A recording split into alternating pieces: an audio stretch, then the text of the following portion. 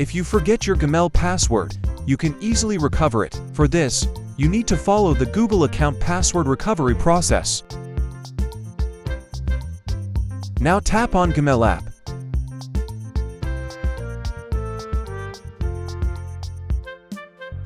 Click on the three dots button.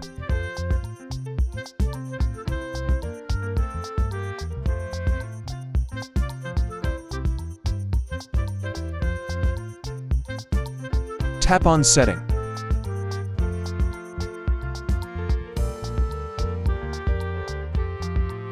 Tap on Gmail account name.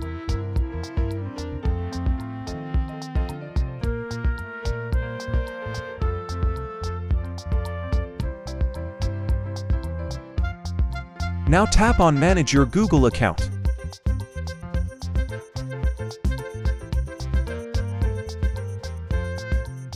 Click on Password Manage.